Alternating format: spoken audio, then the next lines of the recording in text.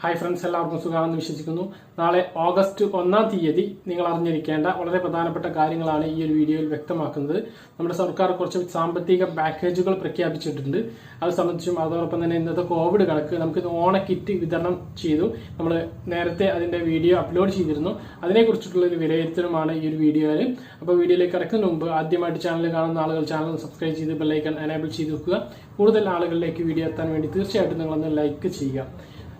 നമുക്ക് ഓണക്കിറ്റ് നമുക്ക് കിട്ടിയതിൽ വളരെയധികം സന്തോഷമുണ്ട്. പക്ഷെ നമുക്ക് ലഭിച്ചിരുന്ന 2 മാസത്തെ കിറ്റ്, അതായത് ജൂലൈ ഓഗസ്റ്റ് മാസത്തെ കിറ്റ് മാറ്റിവെച്ചുകൊണ്ടാണ് ഒരു ഓണക്കിറ്റ് നമുക്ക് ഈ ഒരു പ്രതിസന്ധി, കോവിഡിന്റെ പ്രതിസന്ധി സമയത്ത് കൂടി നമുക്ക് നൽകിയിട്ടുള്ളത്.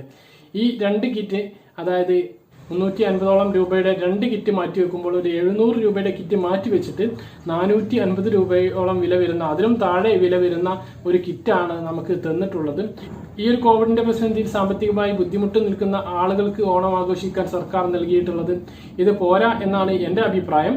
പല ആളുകൾക്കും പല തരത്തിലുള്ള അഭിപ്രായങ്ങൾ ഉണ്ടാവും. നിങ്ങളുടെ അഭിപ്രായങ്ങൾ എന്തായാലും താഴെ കമന്റ് ആയിട്ട് രേഖപ്പെടുത്തുക. നിങ്ങളുടെ അഭിപ്രായം ഞാൻ പറഞ്ഞതിനെ വിമർശിക്കാനാണെങ്കിലും എനിക്ക് വളരെയധികം സന്തോഷമേ ഉള്ളൂ. ഈ ഒരു സാഹചര്യത്തിൽ നമുക്ക് നിലവിൽ ലഭിച്ചുകൊണ്ടിരിക്കുന്ന ഒരു മാസത്തെ കിറ്റ് ഒഴിവാക്കിയിട്ടുണ്ട്. അതായത് ജൂലൈ മാസത്തെ കിറ്റ് ഒഴിവാക്കിയിട്ടുണ്ട്. ഓഗസ്റ്റ് മാസത്തിലും ഈ ഓണക്കിറ്റ് അല്ലാതെ വേറെ കിറ്റില്ല.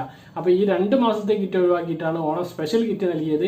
ഇതിൽ നമുക്ക് അധികമായി നൽകിയിട്ടുള്ളത് ഒരു ശർക്കര ഉപ്പേരി, അതുപോലെ തന്നെ പായസം ഉണ്ടാക്കാനുള്ള ഉണക്ക അരി അല്ലെങ്കിൽ സേമിയ, അല്ലെങ്കിൽ അതിലേക്ക് ആവശ്യമായിട്ടുള്ള നെയ്യ്, അണ്ടിപ്പരിപ്പ്, ഏലക്ക, ഈ 4-5 സാധനങ്ങൾ മാത്രമാണ് അതിലേക്ക് പുതുതായിട്ട് ആഡ് ചെയ്തിട്ടുള്ളത്. ബാക്കിയൊക്കെ നമുക്ക് നിലവിൽ ലഭിച്ചുകൊണ്ടിരുന്ന സാധനങ്ങളാണ്. ആ ഒരു സാഹചര്യം വിലയിരുത്തുമ്പോൾ ഇത് വളരെ ദയനീയമായിട്ടുള്ള ഒരു കിറ്റാണ് എന്ന് പറയാം. കാരണം കഴിഞ്ഞ വർഷത്തെ ഓണക്കിറ്റിൽ നമുക്ക് സാമ്പാർ പൊടിയും മല്ലിപ്പൊടി, മുളക് പൊടി, അതോടൊപ്പം തന്നെ നമുക്ക് ശർക്കര ഉണ്ടായിരുന്നു, പപ്പടം ഉണ്ടായിരുന്നു, ഇത്രയും സാധനങ്ങൾ ഉണ്ടായിരുന്നു. ശർക്കരയുടെ കാര്യത്തിൽ ചില വിമർശനങ്ങൾ ഉണ്ടായെങ്കിൽ പോലും ഇതിലും ബെറ്റർ കിറ്റായിരുന്നു കഴിഞ്ഞ വർഷം ലഭിച്ചത്. അപ്പോൾ ഈ ഒരു വർഷത്തെ കിറ്റ് വളരെ മോശം എന്നാണ് എൻ്റെ അഭിപ്രായം. അപ്പോൾ നിങ്ങളുടെ അഭിപ്രായം എന്തായാലും താഴെ കമന്റ് ആയിട്ട് രേഖപ്പെടുത്തുക. ഈ നേരത്തെ പറഞ്ഞ പോലെ സർക്കാർ പ്രഖ്യാപിച്ചിട്ടുള്ള സാമ്പത്തിക പാക്കേജും അതുപോലെ തന്നെ ഇന്നത്തെ കോവിഡ് കണക്കും മറ്റു അറിയിപ്പുകളും നോക്കാം. കോവിഡ് പ്രതിസന്ധിയെ മറികടക്കാൻ സംസ്ഥാന സർക്കാർ 5600 കോടിയുടെ സാമ്പത്തിക പാക്കേജാണ് പ്രഖ്യാപിച്ചിട്ടുള്ളത്.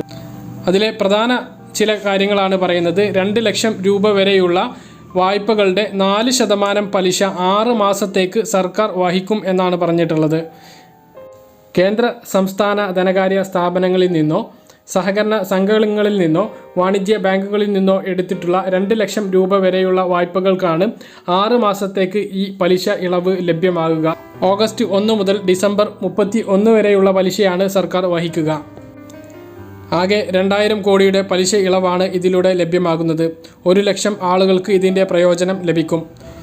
കോവിഡ് പ്രതിസന്ധിയിലുള്ള ചെറുകിട വ്യാപാരികൾക്കും വ്യവസായികൾക്കും ഇത് വളരെയധികം ഗുണകരമായിരിക്കും. സർക്കാർ വാടകയ്ക്ക് നൽകിയിട്ടുള്ള കട റൂമുകളുടെ വാടക ജൂലൈ 31 മുതൽ ഡിസംബർ 31 വരെ ഒഴിവാക്കിയിട്ടുണ്ട്. MSME സ്ഥാപനങ്ങൾക്ക് ജൂലൈ 31 മുതൽ ഡിസംബർ 31 വരെയുള്ള കെട്ടിട നികുതി ഒഴിവാക്കിയിട്ടുണ്ട്. KSFE ലോണുകൾക്ക് മൊറട്ടോറിയം പ്രഖ്യാപിച്ചിട്ടുണ്ട്. സെപ്റ്റംബർ 30 വരെ പലിശ ഒഴിവാക്കി. 5% പലിശയിൽ 1 കോടി രൂപ വരെ വായ്പ നൽകുന്നതാണ്.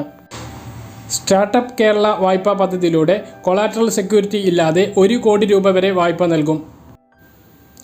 അടുത്ത 5 വർഷത്തിനുള്ളിൽ 2500 വ്യവസായ യൂണിറ്റുകൾക്ക് വായ്പ നൽകുന്നതാണ്.